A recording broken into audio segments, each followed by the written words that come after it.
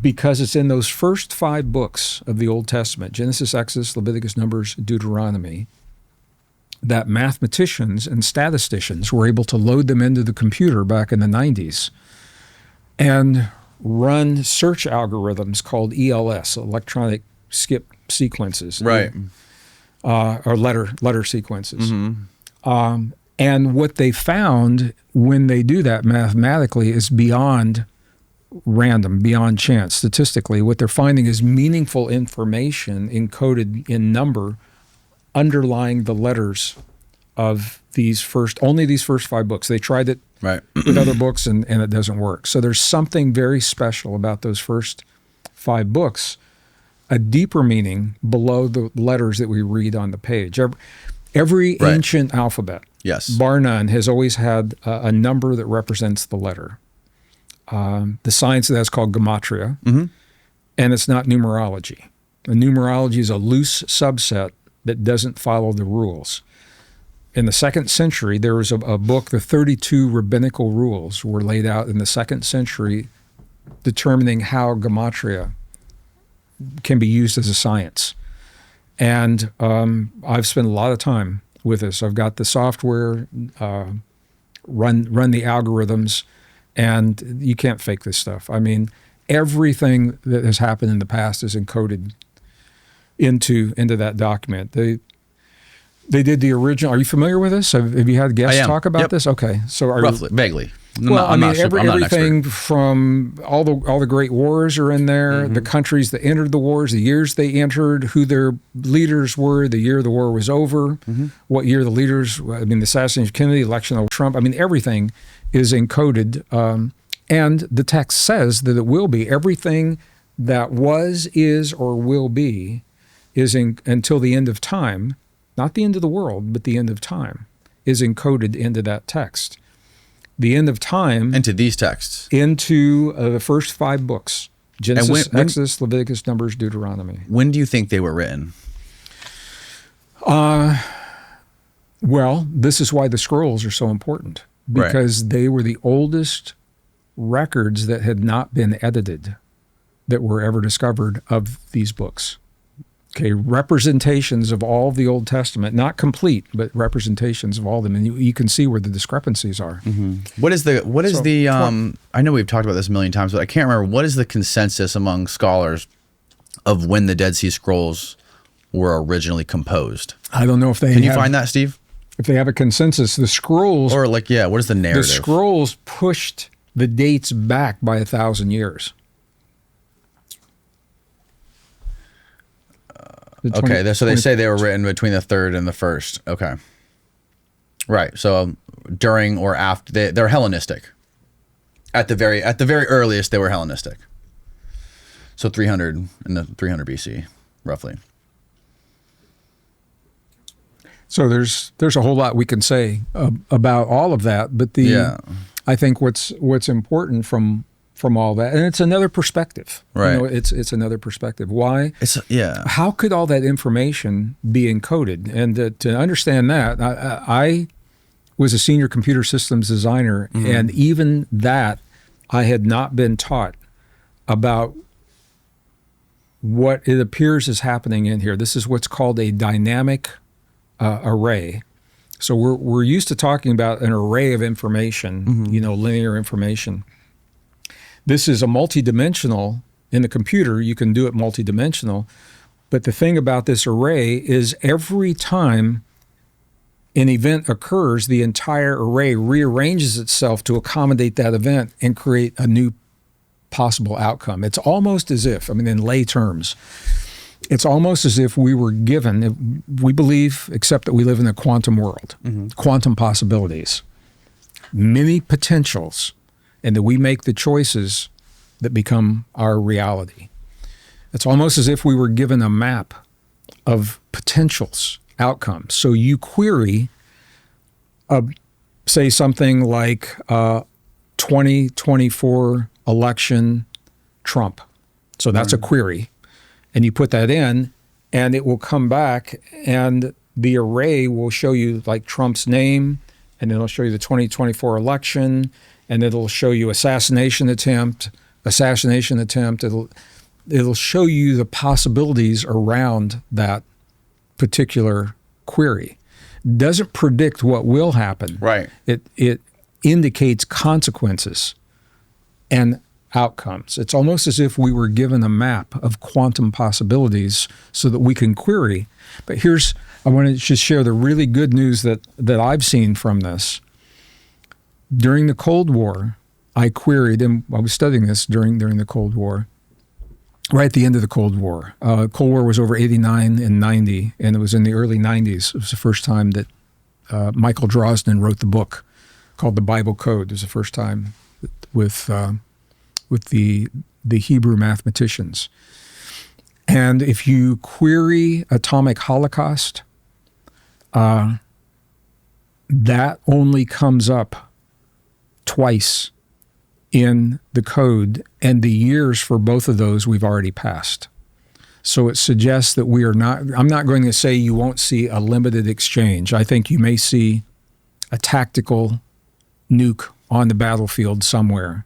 But I don't think we're going to see mushroom clouds all over the horizon like they show in the movies. It showed 1983. 83 was the last year, according to the Torah codes, the Bible codes, that the word atomic holocaust comes up, and it says, this is called the Torah codes or the Bible codes. It's commonly the Bible codes, but it's actually the Torah that's being. The first 5 books of the Old Testament. Who was the guy who first wrote about this? Are you familiar with the Bible? I mean, I won't be redundant. I'm not familiar with it. No, okay, I've never heard of this before. Okay. Well, I apologize. Okay. So let's start over. 1990, mid-1990s, a man named Michael Drosnin. Michael Drosnin, that's the name. Wrote a book called The Bible Codes. Right. And it was based on the work of Eli. There's a statistical mathematician who had published in a peer-reviewed journal an article about what are called electronic letter sequences, ELS sequences. Mm-hmm. And so here's what put it on the map. In the Torah codes, it said that the prime minister, his name was Yitzhak Rabin, would be assassinated at a certain time on a certain date by a man with a very precise name.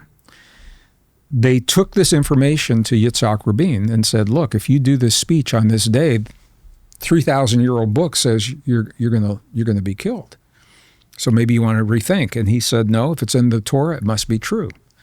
He went and gave his speech, and he was killed on the day, at the location, at the time of day, and the man's name was Amir, A-M-I-R, and that was all in the Torah codes. And that's what put it on the map. They said, how could this book have predicted that this was going to happen?